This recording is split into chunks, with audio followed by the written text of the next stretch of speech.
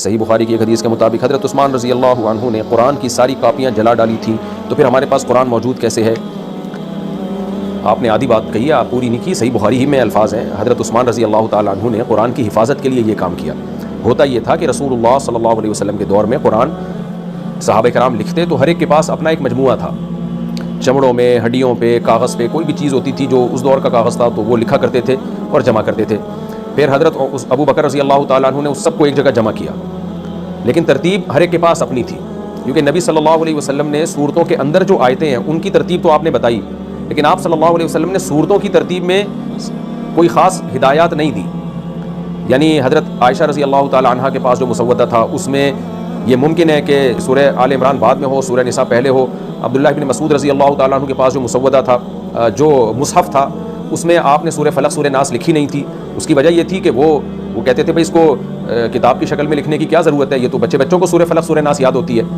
تو لیکن حضرت عثمان کے دور میں حضرت حذیفہ بن یمان نے مشورہ دیا کہ بھائی اس طرح جب امت پھیلے گی تو وہ دیکھے گی ان کے پاس قرآن الگ ترتیب سے لکھا ہوا ہے، ان کے پاس الگ ترتیب سے لکھا ہوا ہے، تو امت میں جھگڑا پیدا ہونے کا خطرہ ہے.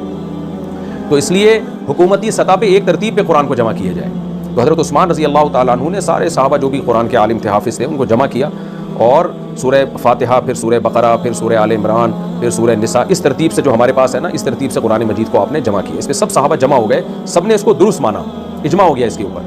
پھر جو باقی جو لوگوں کے پاس جمع تھے دوسری ترتیبوں سے، وہ بھی ٹھیک تھی، ان کو جلا دیا تاکہ ایسا نہ ہو کہ امت میں اختلاف پیدا ہو جائے بعد میں. تو یہ قرآن کی حفاظت کے لیے کیا ہے حضرت عثمان نے یہ کام، یہ قرآن کو ضائع کرنے کے لیے نہیں کیا.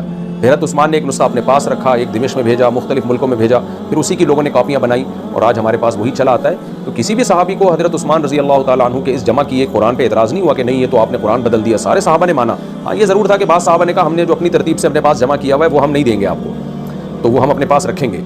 جیسے عبداللہ بن مسعود رضی اللہ تعالیٰ عنہ نے اپنا مصحف حضرت عثمان کے حوالے نہیں کیا، لیکن حضرت عثمان کے مصحف کو بھی انہوں نے درست مانا، تو تاکہ ایک ترتیب جو ہے نا وہ ترتیب میں خلل نہ ہو. تو وہ آج ہمارے پاس چلا آ رہا ہے. تو یہ قرآن کی حفاظت کے لیے کیا، اسی وجہ سے قرآن محفوظ ہو گیا. ورنہ کیا ہوتا، کسی کے پاس سورہ آل عمران بعد میں ہوتی، سورہ نساء پہلے ہوتی، تو وہ پھر کہتے تمہارا قرآن الگ ہے، میرا قرآن الگ ہے، اس پہ لڑائیاں جھگڑے ہوتی، تو اس سے کوئی فرق نہیں پڑتا.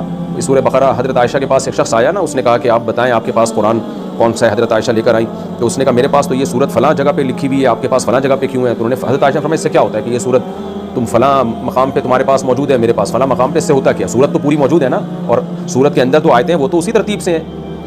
تو شروع میں اس کو کوئی یعنی نامناسب نہیں سمجھا گیا، لیکن بعد میں اس کو مناسب سمجھا گیا کہ بھائی ایک ہی ہونا چاہیے، ترتیب بھی ایک ہی ہونی چاہیے. جو دو دفتین کے درمیان جو ہے نا ایک ہی ترتیب پہ قرآن ہونا چاہیے. پھر لکھنے کے طریقے میں بھی اختلاف تھا.